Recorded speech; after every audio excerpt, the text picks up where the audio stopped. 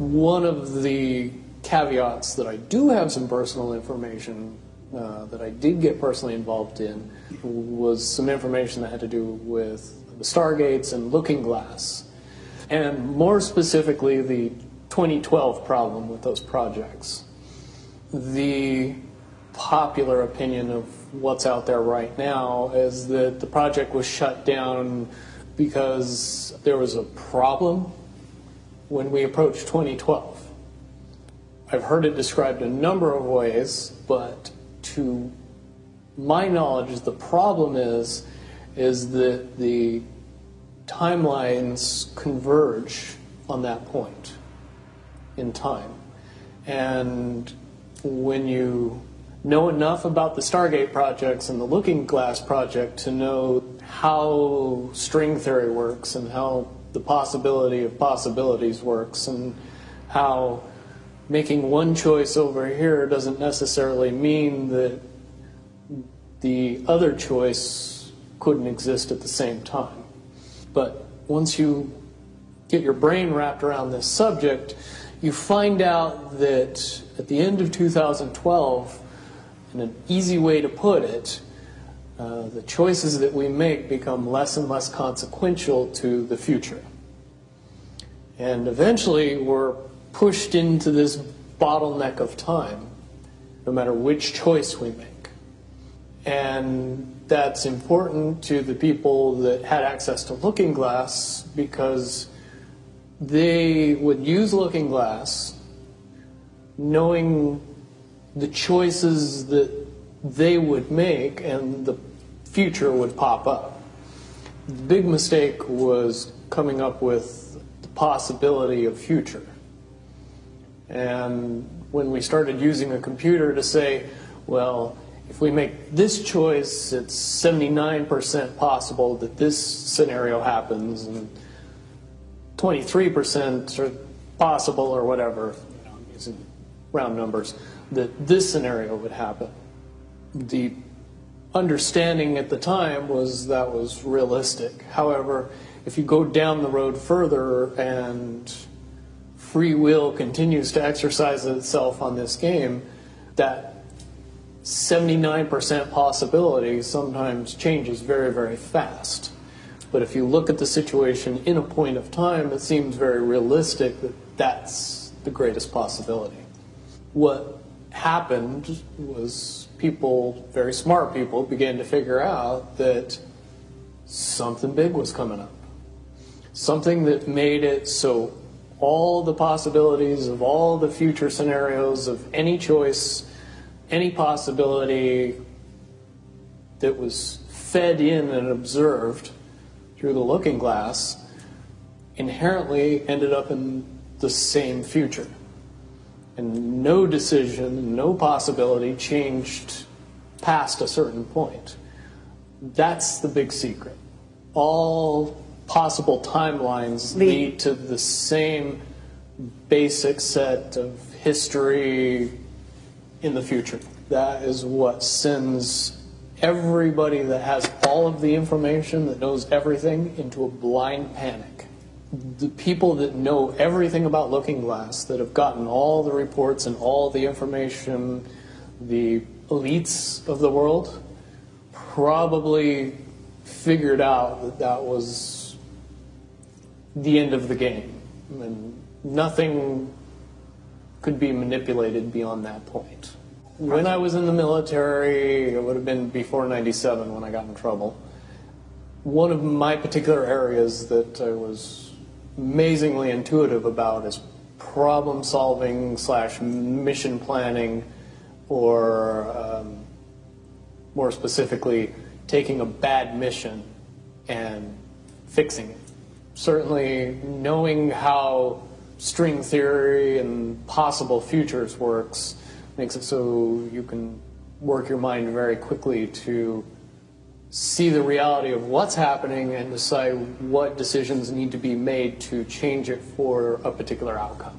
At a certain point, after they're done hearing the computer tell them this is what's going to happen over and over and over and over again, all they become focused on is how do we fix it? What I do know is that I was called in and asked to solve this problem, this timeline contraction problem.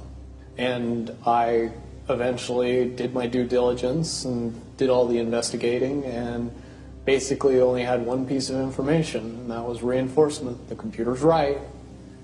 The timelines will contract down to some inevitable thing. There is an inevitable event.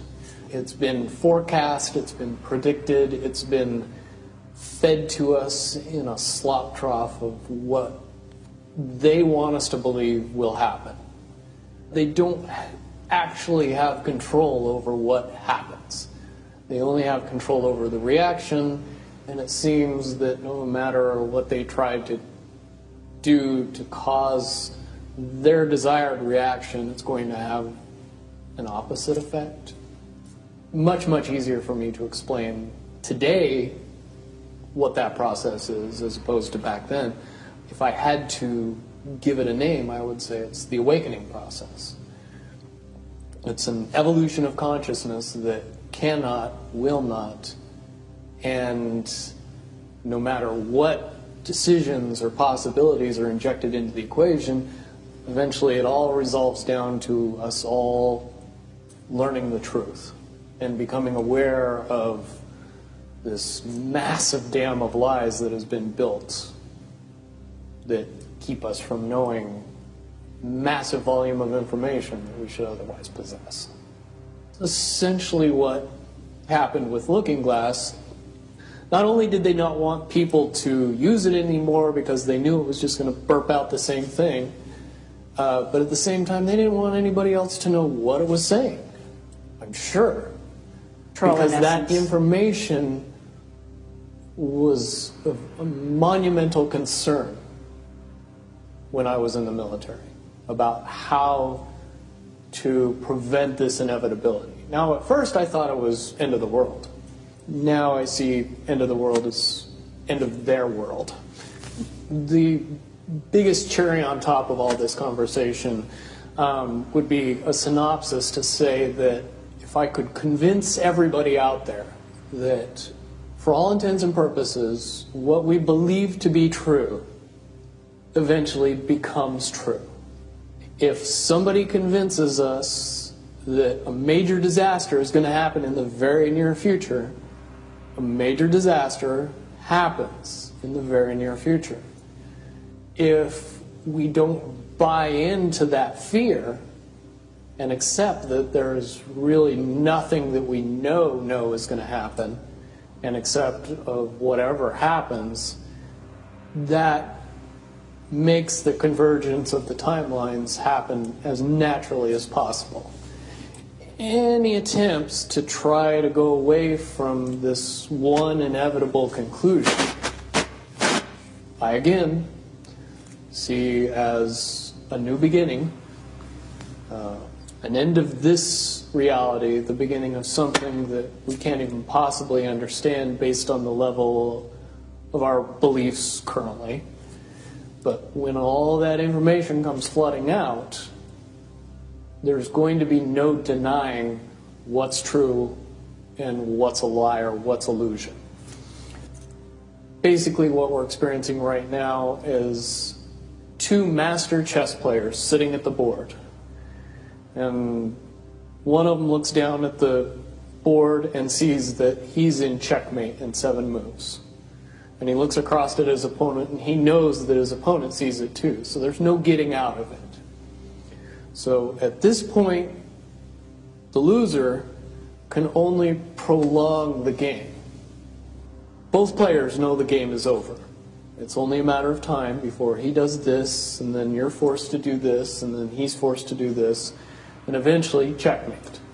We, as a race, if we could understand that the game is over, that based on the rules of the game, the bad guys have already lost, the good guys have already won.